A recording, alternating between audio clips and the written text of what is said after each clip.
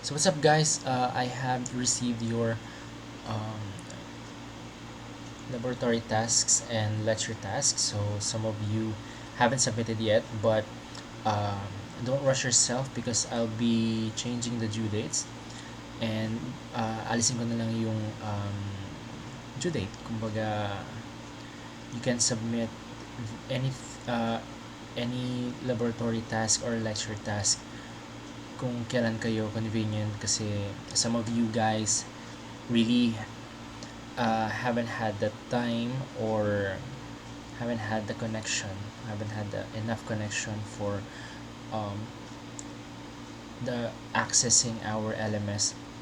Kasi some of you guys, I haven't heard from you guys pa, yung iba nawawala, but hindi ko na lalagyan ng due dates, but kailangan nyo pa rin ma-accomplish yung mga sinasubmit natin na assignments.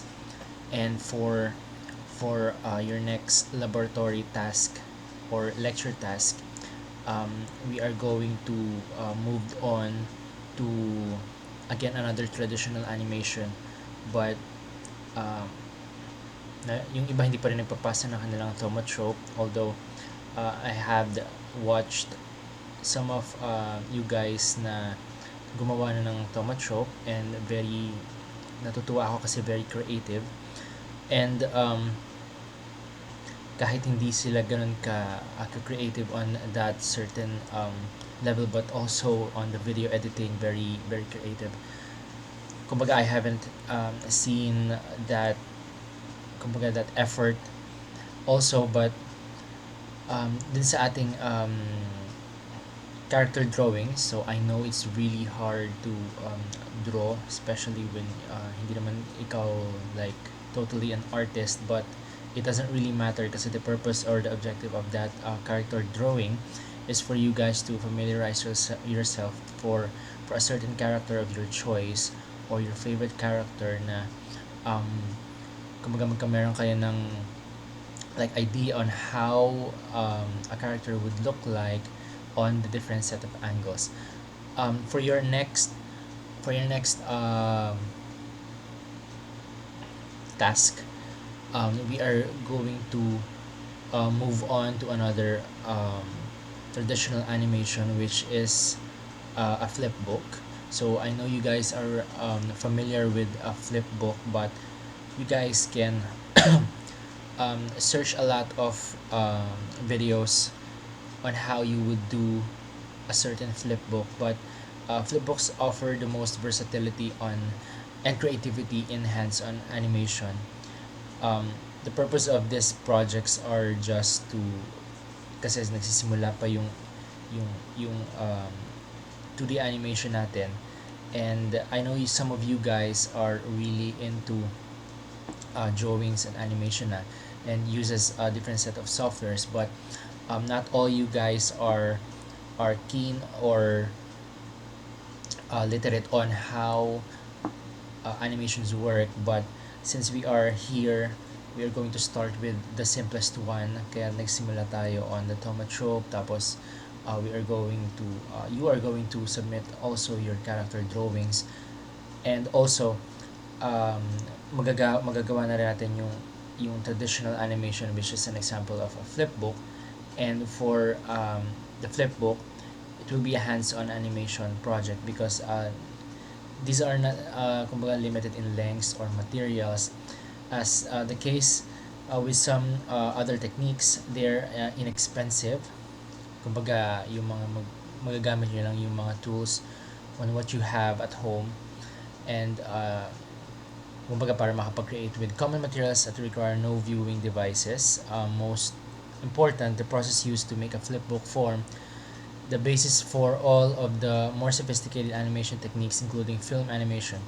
The basic rule is if it will flip, it will work. So try siguro index cards, post-its, notepads, or any other flippable media. But sa inyo, in your case, I would require you guys to just cut out.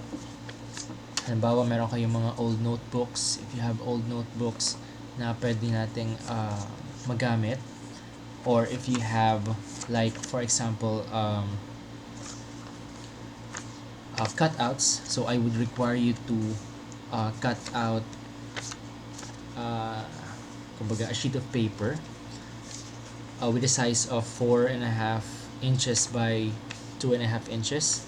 So 4.5 inches tsaka 2.5 inches. And I would require you to cut out 90 sheets. So 90 sheets in a way that you would create like 2 flipbooks at a time, kasi pwedeng magkabaligtaran. So that will total to 180 sheets, or 180 pages rather. So 180 pages, 90 sheets, and 4.5 inches and 2.5 inches. So bakit medyo mahaba? Kasi pwede kayo maglagay ng clip. So lagay na kayo ng clip dito. So para meron kayo ng space for the clip and a large space for your drawing. Okay? So ano ba yung i-drawing nyo dito? So you would draw like a certain for example, a scene na gusto ninyong i-portray on a flipbook. Kasi if you could watch the different flipbooks na available online for a tutorial, but for you guys, pwede kayong kumuha ng inspiration from for example, from this YouTube channel, si Animation. So it doesn't really matter if you have a light source under your paper, but mas makakatulong yun kasi makikita mo yung different frame by frame na changes for you to create a flipbook. Now, yung flipbook ninyo is like kumbaga 2-in-1, kasi since siya ay 90 sheets, pwede siyang meron dito ng one scene for your first flipbook, and paligtad lang natin second scene for your another flipbook. So I would require you to create 2 scenes for one flipbook para at least ma-maximize natin yung gamit din ng likod. And again, you would submit that maybe you could do this for like a whole week para at least may color. So mas maganda kung may color. And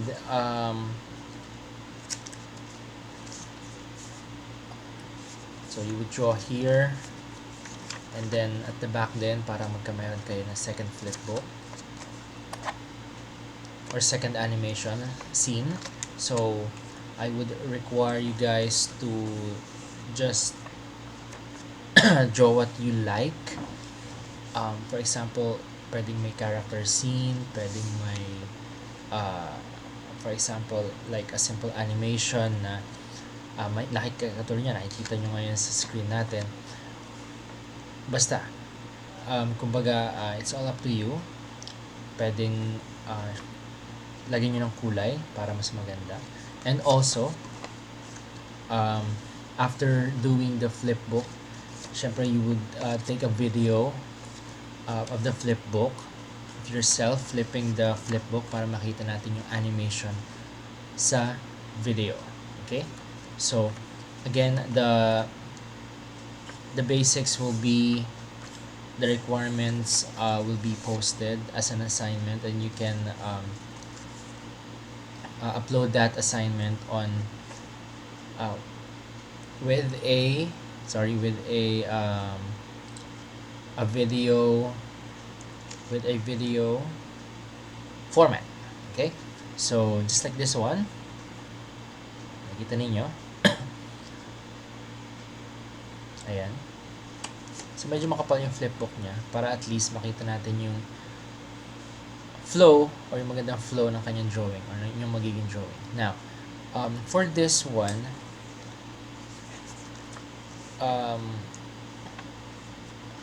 you would only pass one video na if i-flip niyo yung inyong book, and then yung likod niya i-flip nyo na rin for you to make like a two sequence animation. But with this, makita natin kung or ma-experience nyo din kung paano gumawa ng flipbook. Tapos makikita nyo rin on how people do frame by frame animation even before pa ng mga lumabas yung mga video softwares natin or yung mga 2D animation softwares natin ngayon. So just make sure na para mas maganda, lagyan nyo na rin ng color yung inyong flipbook. And it doesn't really matter if you can draw, pero just a simple animation will do. Kumbaga, just do your best kasi this is your chosen field of your major. Kaya kumbaga mas dapat mas ma-enhance yung skills ninyo when it comes to design, to animation, video editing, photography, design, aesthetics, ayan. So mas maganda siguro kung mapapractice nyo yung inyong drawing, especially when it comes to doing flipbooks. And pag nag-move na tayo when it comes to different set of softwares, and for next term naman, for the next semester, magde-design naman kayo into 3D. Also, magkakameron din tayo ng mga set of projects like stop motion using your video camera, para at least makita nyo rin kung ano or how you would create stop motion animation using, like for example, a clay or your different toys sa bahay, para makita nyo kung paano ba mag-animate, or like for example yung mga claymation na tinatawag. So that's it, guys. Thanks.